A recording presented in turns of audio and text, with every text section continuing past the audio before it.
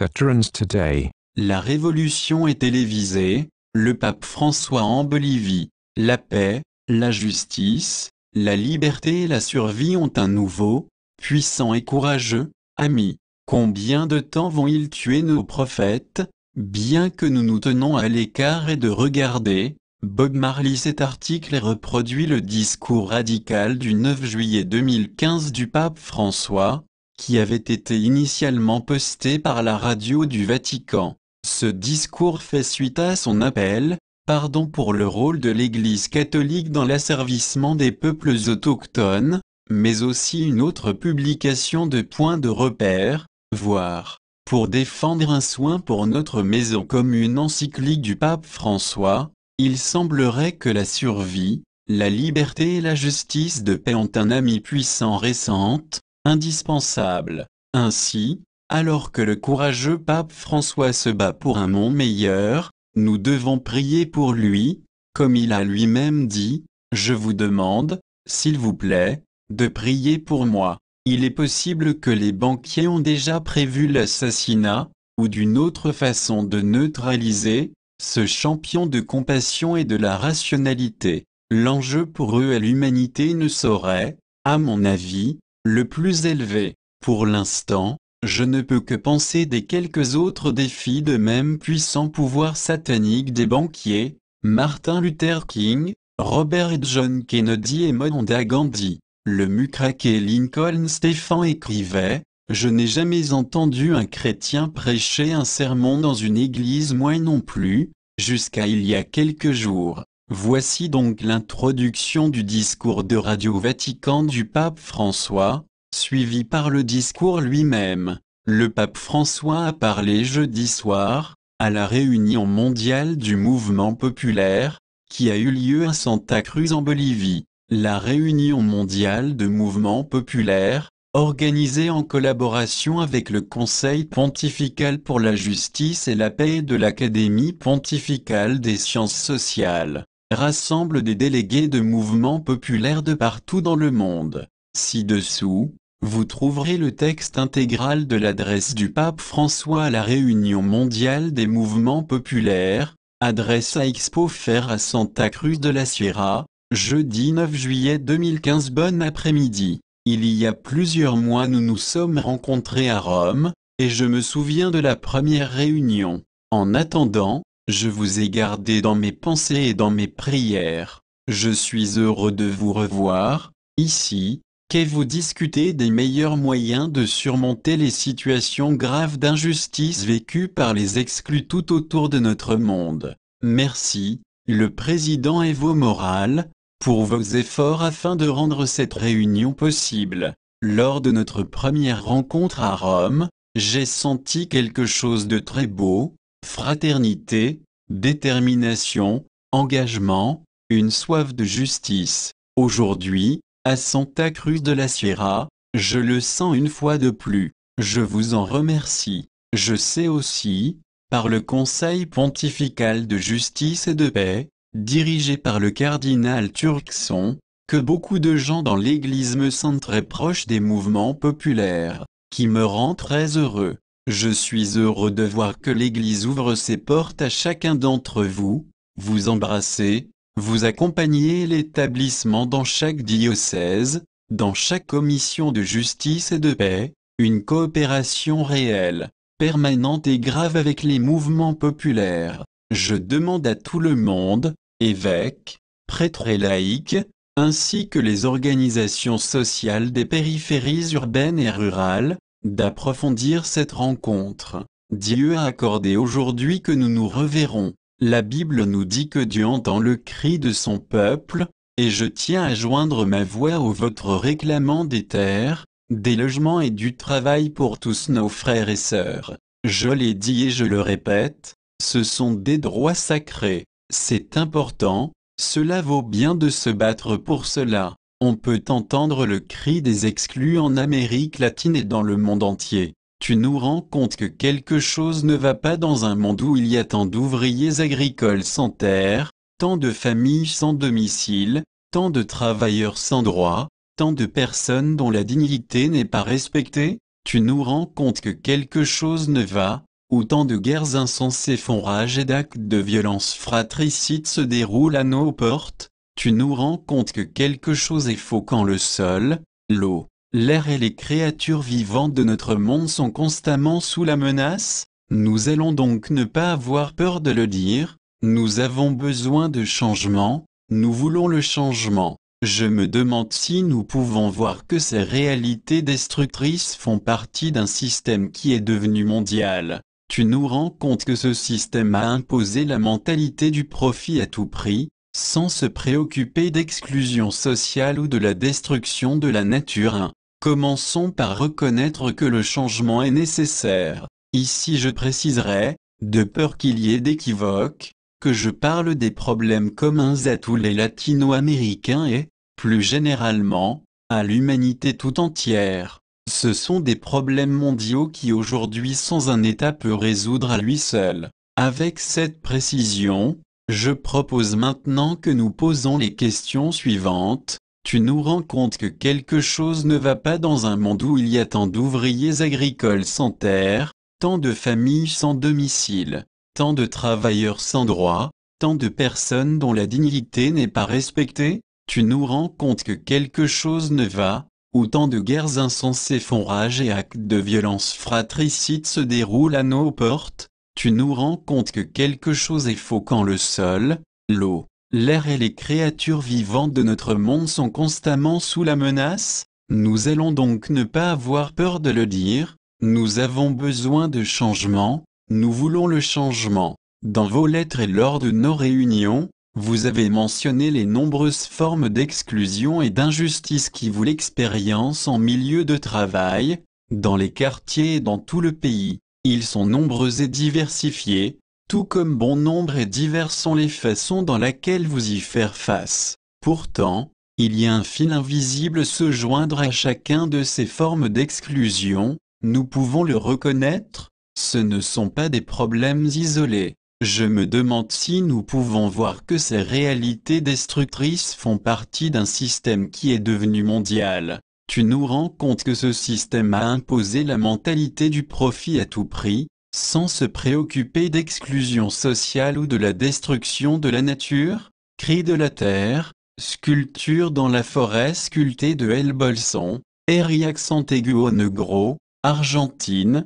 Si tel est le cas, permettez-moi d'insister. Ne soyons pas peur de le dire, nous voulons changement, un changement réel, changement structurel. Ce système est maintenant intolérable, ouvriers agricoles trouvent intolérable, ouvriers trouvent intolérable, communautés trouvent intolérable, les peuples trouvent intolérable. La terre elle-même, notre sœur, la terre-mère, comme dirait saint François, trouve aussi intolérable. Nous voulons le changement dans nos vies, dans nos quartiers, dans notre réalité quotidienne. Nous voulons un changement qui peut affecter le monde entier.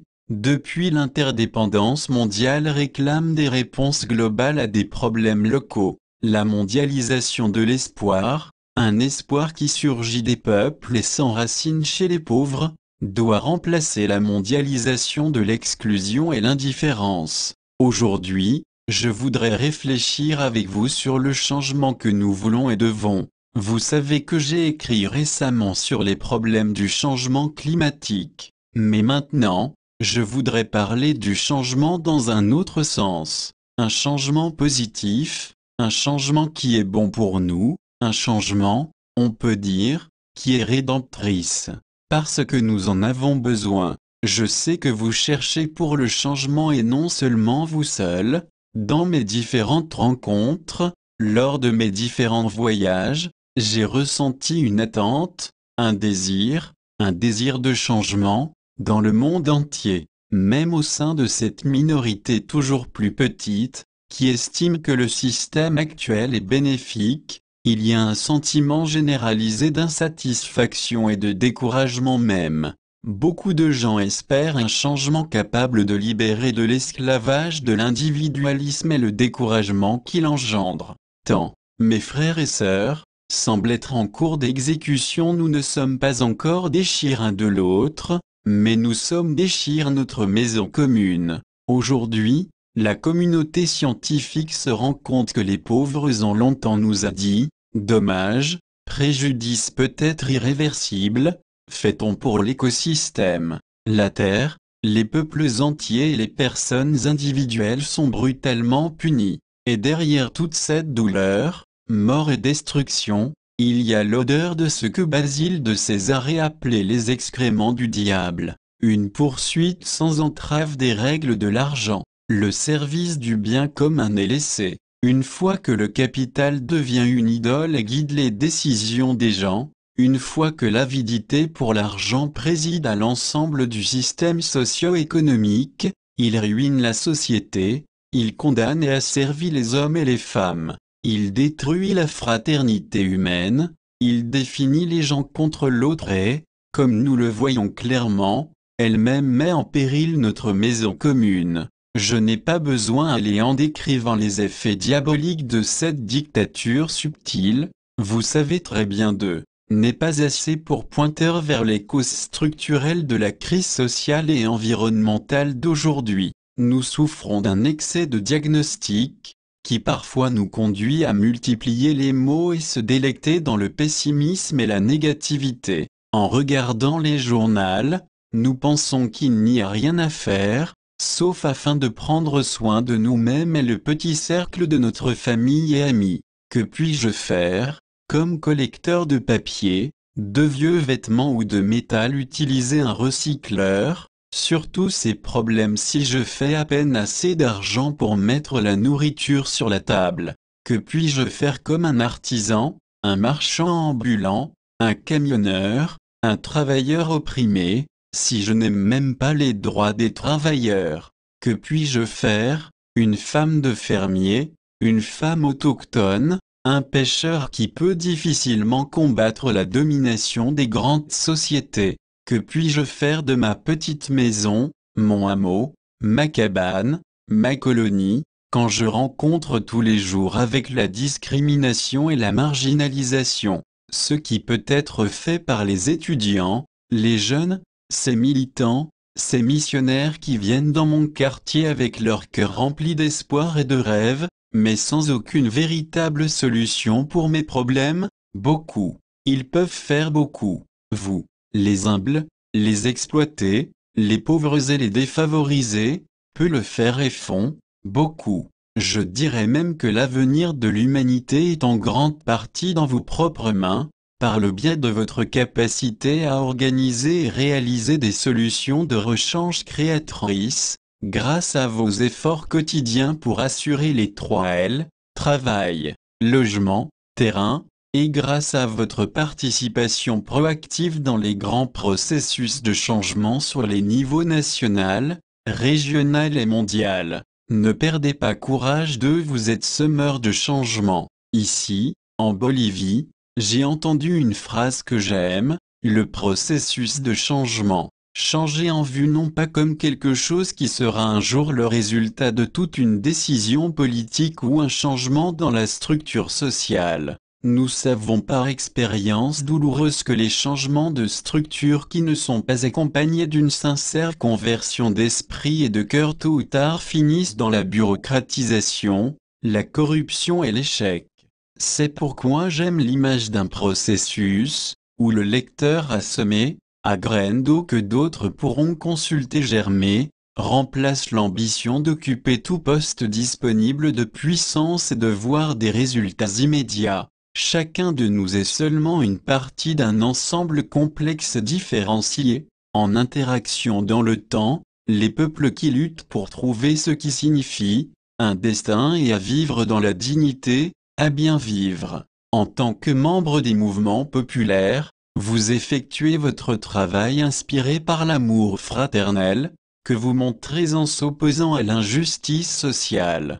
Quand on regarde dans les yeux de la souffrance, lorsque nous voyons les visages de la paysanne en voie de disparition, l'ouvrier pauvre, l'indigène opprimé, la famille sans abri, migrant persécuté, le jeune chômeur, l'enfant, la mère qui a perdu son enfant lors d'une fusillade, car le quartier était occupé par des vendeurs de drogue, le père qui a perdu sa fille qui est devenue une esclave, quand on pense de tous ces noms et visages, notre pose de cœur à cause de tant de tristesse et de douleur, et nous sommes profondément émus. Nous sommes émus par ce que nous avons vu et entendu, pas une statistique froide mais la douleur d'une humanité souffrante, notre douleur, notre propre chair. C'est quelque chose de tout à fait différent de la théorisation abstraite ou une indignation éloquente. Elle nous émeut, il nous rend attentifs à d'autres dans le but d'avancer ensemble.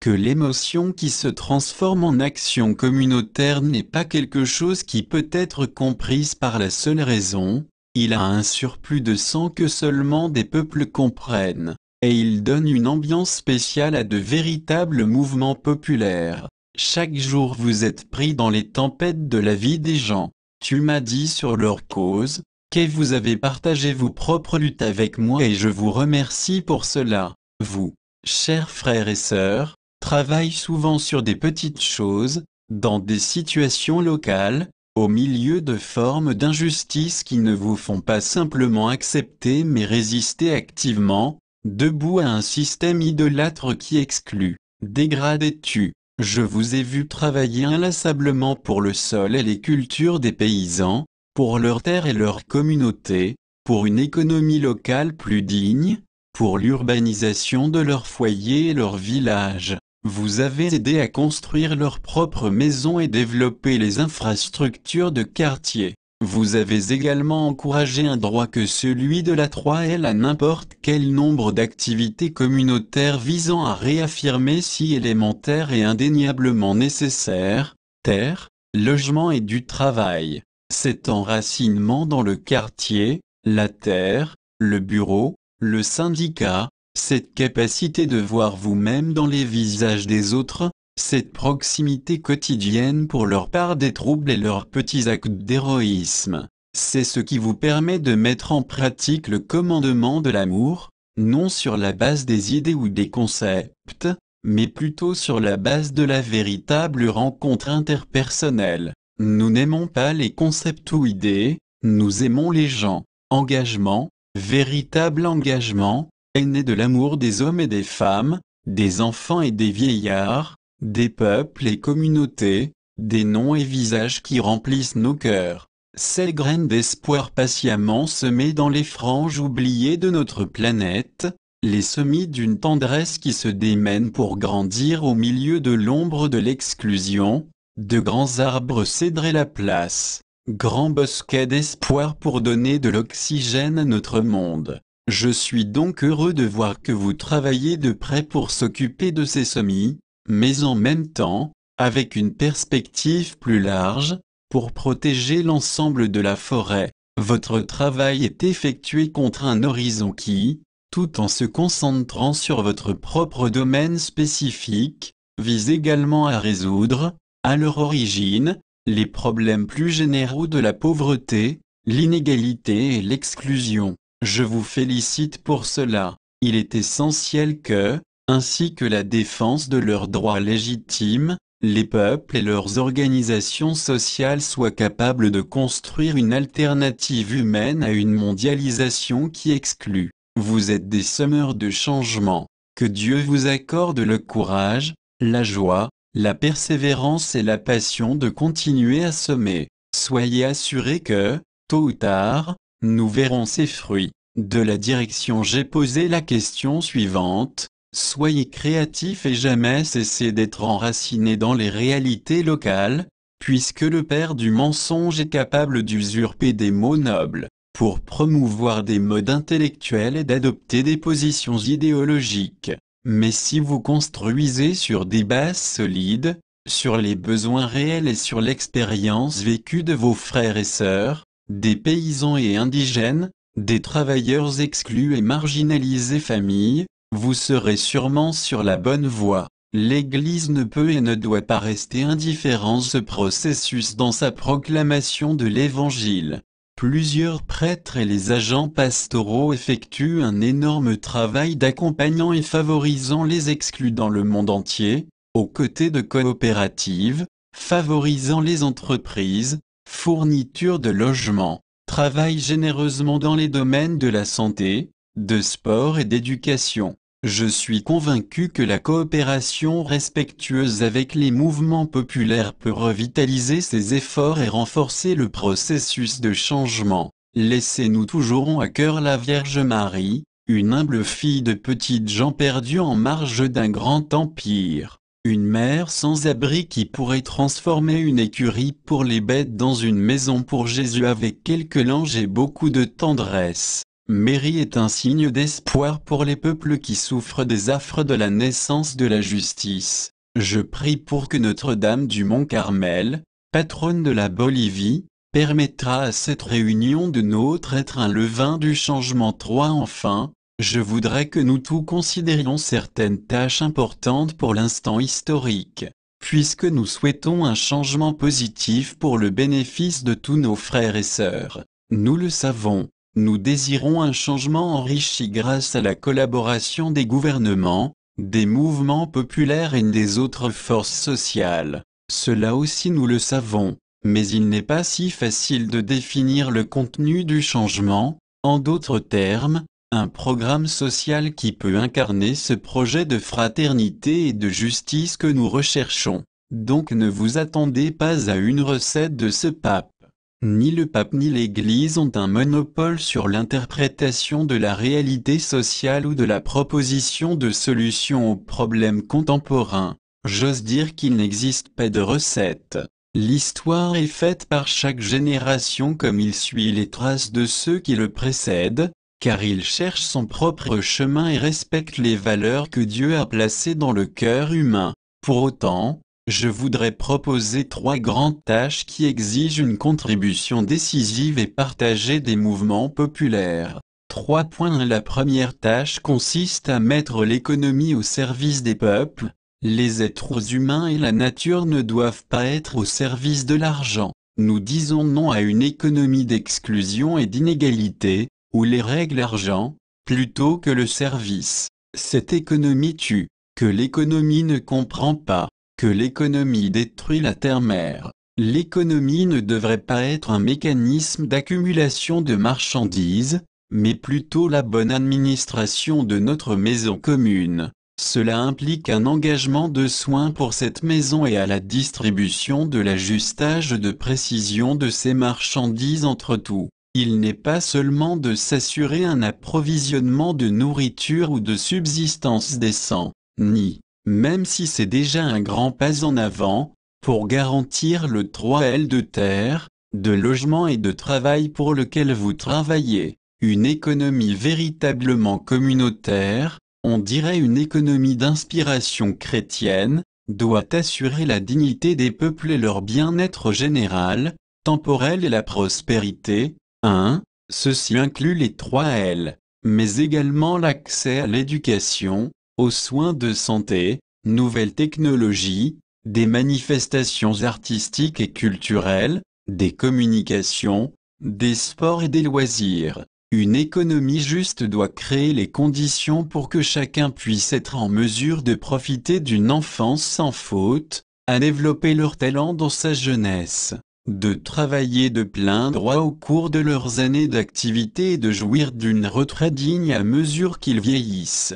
C'est une économie où les êtres humains, en harmonie avec la nature, structurent l'ensemble du système de production et de distribution de telle sorte que les capacités et les besoins de chaque individu exprimé sera adaptés à la vie sociale. Vouer les autres peuples ainsi, résume ce désir dans une expression simple et belle, pour bien vivre. Une telle économie est non seulement souhaitable et nécessaire, mais aussi possible. Ce n'est pas une utopie ou chimère. C'est une perspective très réaliste.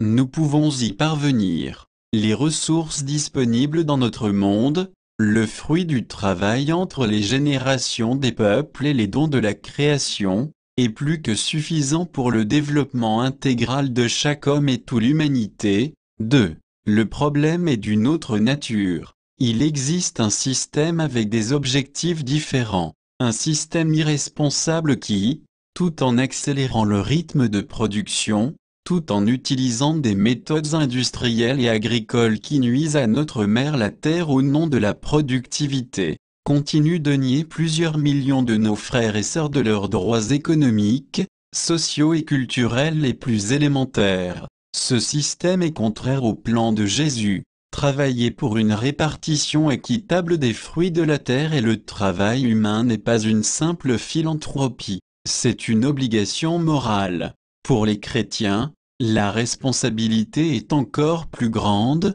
c'est un commandement. Il s'agit de donner aux pauvres et au peuple ce qui leur appartient de droit. La destination universelle des biens n'est pas une figure de rhétorique dans la doctrine sociale de l'Église.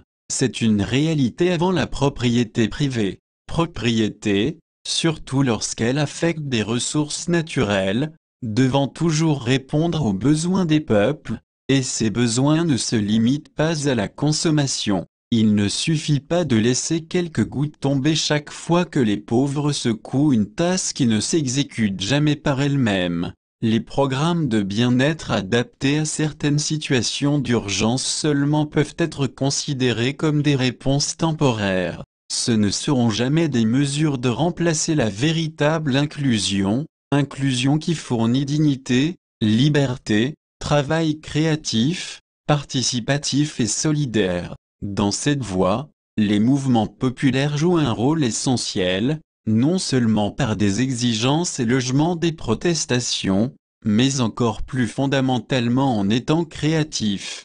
Vous êtes des poètes sociaux, créateurs de travaux, les constructeurs de logements, les producteurs d'aliments, surtout pour les personnes laissées par le marché mondial. J'ai vu de visu une variété d'expériences où les travailleurs unis dans les coopératives et autres formes d'organisation de la communauté ont pu créer des travaux où il y avait seulement des miettes d'une économie idolâtre. Récupérer des entreprises, les foires locales et les coopératives des collectionneurs de papier sont des exemples de cette économie populaire qui est née de l'exclusion et qui, lentement, patiemment et résolument adopte des formes solidaires qui est dignitaire. Quelle différence c'est que la situation qui se produit lorsque les laissés pour compte par le marché formel sont exploités comme des esclaves. Les gouvernements qui rendent leur responsabilité de mettre l'économie au service des peuples doivent promouvoir le renforcement, l'amélioration, coordination et l'expansion de ces formes d'économie populaire et de la production communautaire. Cela implique une amélioration des processus de travail, de fournir des infrastructures adéquates et de garantir aux travailleurs tous leurs droits dans ce secteur alternatif. Lorsque les organisations étatiques et sociales se joignent à travailler pour les 3 L, les principes de solidarité et de subsidiarité entrent en jeu, et ils permettent d'atteindre un bien commun dans une démocratie pleine et participative. 3.2. La deuxième tâche consiste à unir nos peuples sur la voie de la paix et de la justice. Les peuples du monde veulent être les artisans de leur propre destin. Ils veulent avancer pacifiquement vers la justice. Ils ne veulent pas de forme de tutelle ou d'ingérence par lequel ceux qui ont un plus grand pouvoir subordonnent ceux avec ceux qui n'en ont pas ou moins. Ils veulent que leur culture, leur langue, leurs processus sociaux et leurs traditions religieuses soient respectés. Aucun pouvoir réel ou établi n'a le droit de priver les peuples de plein exercice de leur souveraineté. Chaque fois qu'ils le font, nous voyons l'émergence de nouvelles formes de colonialisme qui portent gravement atteinte à la possibilité de paix et de justice. Pour la paix est fondée non seulement sur le respect des droits de l'homme, mais aussi sur le respect des droits des peuples, en particulier le droit à l'indépendance. Les peuples d'Amérique latine se sont battus pour gagner leur indépendance politique, et pendant presque 2 siècles leur histoire a été spectaculaire et remplie de contradictions, comme ils se sont efforcés de parvenir à une indépendance totale. Ces dernières années, après un certain nombre de malentendus, de nombreux pays d'Amérique latine ont vu la croissance de la fraternité entre les peuples.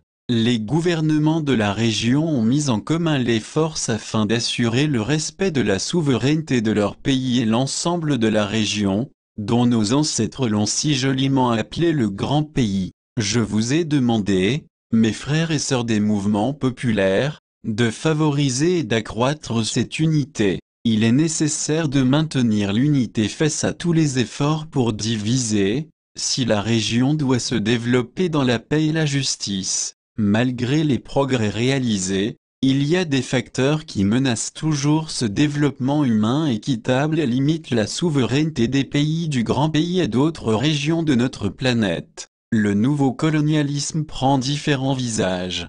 Tantôt il apparaît comme l'influence anonyme de Mammon, entreprises, agences de prêt, certains traités de libre-échange et l'institution de mesures d'austérité qui toujours serrent la ceinture des travailleurs et les pauvres. Les évêques d'Amérique latine dénoncent avec une clarté absolue dans le document d'Aparocida, déclarant que les institutions financières et les sociétés transnationales sont devenues plus fortes au point que les économies locales sont subordonnées, surtout affaiblit les États, qui semblent de plus en plus impuissants à réaliser des projets structurants au service de leur population. À d'autres moments, sous l'apparence noble de lutte contre la corruption, le commerce de stupéfiants et le terrorisme, de graves fléaux de notre époque qui appellent pour une action internationale coordonnée, nous voyons les États étant aux prises avec des mesures qui ont peu à voir avec la résolution de ces problèmes et,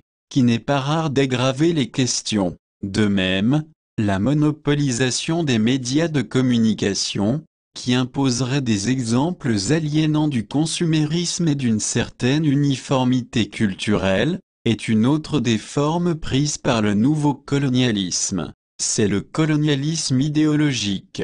Comme les évêques africains ont observé, les pays pauvres sont souvent traités comme des pièces d'une machine, CMV sur une gigantesque roue. Il faut reconnaître qu'aucun des graves problèmes de l'humanité peut être résolu sans l'interaction entre les États et les peuples au niveau international. Toutes les actions importantes réalisées dans une partie de la planète ont des répercussions universelles, écologiques, sociales et culturelles. Même le crime et la violence se mondialisent. Par conséquent, aucun gouvernement ne peut agir indépendamment. C'est une responsabilité commune. Si nous désirons vraiment un changement positif, nous devons accepter humblement notre interdépendance. L'interaction, cependant, n'est pas le même que l'imposition, il n'est pas la subordination de certains pour servir les intérêts d'autrui. Le colonialisme, ancien et nouveau, ce qui réduit les pays pauvres à être de simples fournisseurs de matières premières et de main-d'œuvre bon marché, engendre la violence, la pauvreté, force les migrations et tous les maux qui vont de pair avec ces derniers, précisément parce que, en plaçant la périphérie au service du centre, elle nie ces pays au droit à un développement intégral. C'est l'inégalité, et une inégalité génère une violence aucune ressource de police, de militaire ou de renseignement pouvant piloter. Disons non aux formes de colonialisme, anciens et nouveaux. Disons oui à la rencontre entre les peuples et les cultures. Bénissons les artisans de paix. Ici, je tiens à évoquer une question importante. Certains diront à juste titre, quand le pape parle du colonialisme, il néglige certaines actions de l'Église. Je vous le dis avec regret, beaucoup de péchés graves ont été commis contre les peuples indigènes d'Amérique au nom de Dieu. Mes prédécesseurs l'ont reconnu, le Conseil épiscopal latino-américain a dit et je tiens moi aussi à le dire. Comme Saint Jean-Paul II, je demande que l'Église s'agenouille devant Dieu et implore le pardon pour les péchés passés et présents de ses fils et filles. Je dirais aussi, et ici je veux être très clair, comme ce fut Saint Jean-Paul II, je demande humblement pardon, non seulement pour les offenses de l'Église elle-même, mais également pour des crimes commis contre les peuples autochtones durant la conquête de ce que l'on appelle l'Amérique.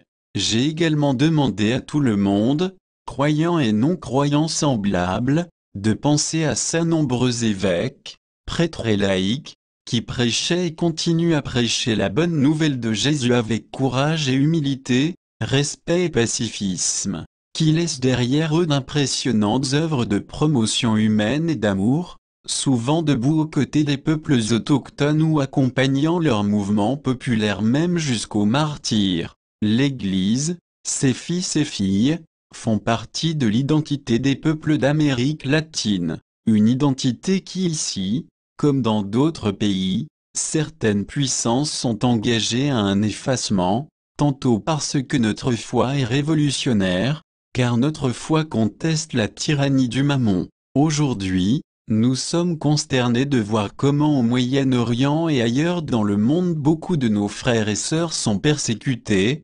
torturés et tués pour leur foi en Jésus. Cela aussi doit être dénoncé, dans cette troisième guerre mondiale, menée de façon fragmentée, que nous connaissons aujourd'hui, une forme de génocide est en cours, et cela doit se terminer. À nos frères et sœurs dans le mouvement indigène de l'Amérique latine, permettez-moi d'exprimer ma profonde affection et ma reconnaissance de leurs efforts pour rapprocher les peuples et les cultures sous une forme de coexistence, que j'appellerais polyédrique, où chaque groupe conserve sa propre identité en construisant ensemble une pluralité qui ne menace pas, mais renforce plutôt l'unité. Votre quête d'une interculturalité, qui combine la défense des droits des peuples autochtones dans le respect de l'intégrité territoriale des États, est pour nous tous une source d'enrichissement et d'encouragement. 3.3 La troisième tâche, peut être la plus importante auquel nous sommes confrontés aujourd'hui, est de défendre la terre-mère. Notre maison est pillée, parsemée de déchets et affectée en toute impunité. La lâcheté dans la défense est un grave péché. Avec plus en plus de déception, nous voyons comment un sommet international, après que l'autre s'effectue sans aucun résultat significatif. Il existe un impératif éthique clair, précis et urgent pour mettre en œuvre ce qui n'a pas encore été fait. Nous ne pouvons pas permettre que certains intérêts, qui sont mondiaux, mais pas universels, de prendre en charge, de dominer les États et organisations internationales et de continuer à détruire la création. Personne et leurs mouvements sont appelés à crier, à mobiliser et à exiger, pacifiquement, mais fermement, que soient prises les mesures appropriées et urgentes. Je vous demande, au nom de Dieu, pour défendre la terre-mère. J'ai dûment abordé cette question dans mon encyclique Lettre Laudato Si. 4 En conclusion, je tiens à répéter, l'avenir de l'humanité ne réside pas uniquement dans les mains des grands chefs, les grandes puissances et les élites. Fondamentalement, c'est entre les mains des peuples et leur capacité à organiser. C'est dans leurs mains, ce qui peuvent guider avec humilité et conviction, ce processus de changement. Je suis avec vous. Laissez-nous dire ensemble du cœur, sans famille, sans logement, sans travailleurs ruraux sans terre, aucun ouvrier sans droit, aucun peuple sans souveraineté, aucun individu sans dignité, sans enfant sans enfance, aucun adolescent sans avenir, sans âgé apatride d'un âge vénérable. Continuez votre lutte et, s'il vous plaît, prenez grand soin de la terre-mère. Je prie pour vous et avec vous, et je demande à Dieu notre Père pour vous accompagner et vous bénir, vous comble de son amour et de vous défendre sur votre chemin en vous accordant en abondance que la force qui nous maintient sur nos pieds, que la force et l'espoir, l'espérance qui ne déçoit pas. Je vous remercie et je vous demande, s'il vous plaît, de prier pour moi.